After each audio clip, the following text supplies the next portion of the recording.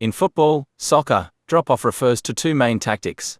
When a team's defense pulls back to reduce space against a fast attack, or when a player moves from a higher position to a deeper one to help the attack or defense. The defensive tactic aims to limit space for opponents to exploit, while a player dropping off can either assist in playmaking from a deeper role or drop back to defend. Defensive drop-off, reducing space. When under a quick counter-attack, defenders drop off, or pull back, to reduce the space behind their defensive line. This prevents attackers from breaking through into large gaps, inviting pressure.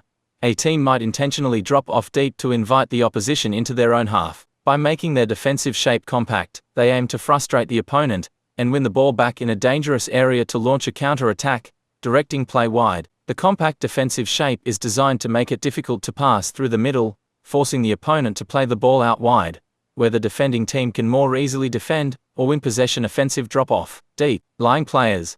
An attacking player, such as a striker, might drop off to a deeper position, closer to the midfield. This allows them to get involved in building play and creating chances rather than just being a focal point for crosses. Risk and reward. This tactic has risks. A player dropping deep may be in a better position to receive the ball and pass, but they might not be in a position to finish chances inside the penalty box, as a traditional striker would be. Breaking lines, football tactics explained, by the Football Analyst, February 27, 2025. In modern football, breaking lines is a fundamental tactical concept used by teams to disrupt opposition defensive structures and create goal-scoring opportunities. It involves passing or dribbling through the opposition's defensive or midfield lines to progress the ball effectively. This article explores the mechanics, strategic importance, and practical applications of breaking lines in football in extensive detail. What does breaking lines mean? Breaking lines refers to the action of moving the ball past an opponent's defensive or midfield lines, either through passing, dribbling, or intelligent positioning. Football teams are generally structured into defensive, midfield, and attacking lines, and disrupting these layers forces opponents to readjust their shape, creating spaces to exploit. When executed properly, breaking lines can help a team advance the ball into more threatening areas, putting pressure on the opposition, and increasing the likelihood of creating a goal-scoring opportunity. It is particularly effective in positional play, as it allows a team to bypass multiple defenders with a single action, reducing the opponent's ability to press and defend effectively. Types of line breaking. There are multiple ways in which teams can break lines, each with distinct tactical applications and advantages. 1. Vertical line breaking. Moving the ball forward, through direct passing, often bypassing multiple opponents in a single move. This method is commonly used by deep-lying playmakers and ball-playing defenders to quickly transition from defense to attack. 2. Diagonal line breaking. Passing or dribbling in a diagonal manner to shift defensive structures and generate space for teammates. This type of movement forces defenders to adjust their positioning constantly, making it harder for them to maintain a compact shape. 3. Lateral line breaking. Though not as commonly discussed, breaking lines laterally can also be an effective way to disrupt defensive organization. By shifting play across the pitch, teams can manipulate defensive structures and open up spaces centrally or on the flanks. Methods to break lines. 1. Progressive passing. One of the most efficient ways to break lines is through progressive passing. This involves playing incisive balls through gaps in the opposition's structure, allowing attackers to receive in dangerous positions. Progressive passing requires players with high vision, passing accuracy, and an understanding of space. Key components of progressive passing include, pass timing. The ball must be played at the right moment to ensure that the receiver is not immediately pressured upon receiving it. Weight of pass. The ball should be played with the right speed to ensure it reaches the target efficiently without being intercepted. Body orientation. The passer and receiver must be in optimal positions to facilitate quick transitions upon breaking the line. 2. Dribbling through lines. A dynamic dribbler can destabilize defensive setups by carrying the ball through congested areas. Players with strong ball control, acceleration, and balance can break multiple lines on their own, forcing defenders to commit and opening passing lanes for teammates. Dribbling through lines requires, close control, to navigate through tight defensive structures without losing possession. Acceleration, to burst past defenders once space is created.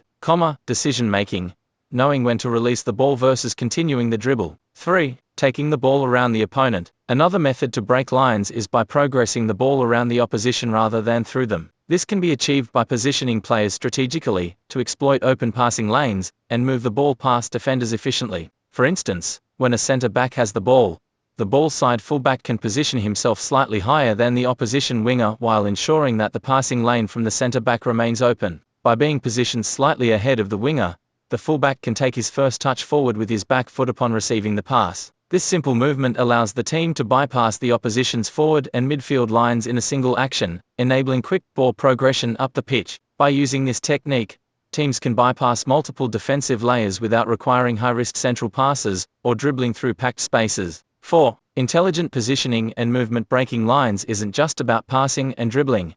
It also involves off-the-ball movement. Attackers and midfielders must position themselves in spaces between opposition lines, creating passing options. Effective positioning involves, finding the half spaces, occupying areas between central and wide zones where defenders are unsure whether to engage or hold their position, blindside movement, making runs into areas that are difficult for defenders to track, third man runs, coordinated movements that allow a third player to receive the ball in an advanced position after the first two players exchange passes. Tactical importance of breaking lines. Teams that can effectively break lines gain a significant tactical advantage. Here's why it's so crucial. Disrupts defensive organization. Defensive teams aim to stay compact and structured, making it difficult for the opposition to progress. However, when a team successfully breaks lines, it forces defenders to step out of position, creating gaps that can be exploited. This is particularly effective against low block defenses that rely on maintaining a rigid shape to deny space. Accelerates attacks. By breaking lines,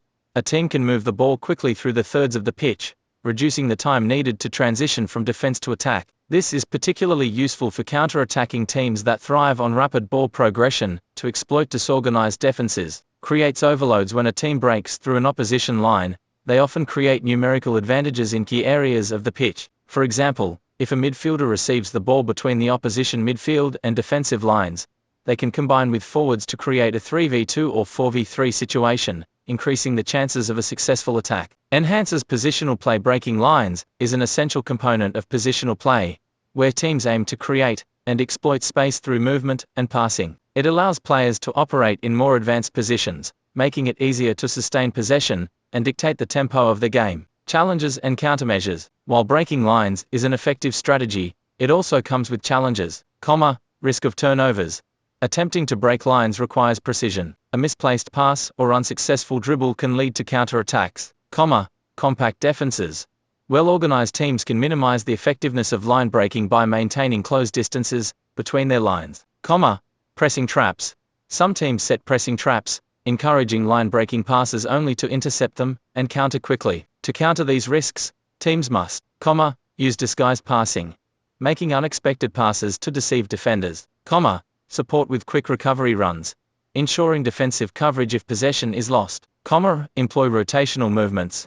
Constant positional adjustments make it harder for the opposition to maintain their defensive structure. Conclusion. Breaking lines is a crucial tactical element in football, allowing teams to dismantle defensive setups and create attacking opportunities. Whether through incisive passing, dribbling, or intelligent positioning, teams that master this concept gain a significant edge over their opponents. As football evolves, breaking lines remains a core principle of modern tactical strategies. Understanding its nuances and implementing it effectively can elevate a team's ability to dominate games and break down even the most stubborn defensive units.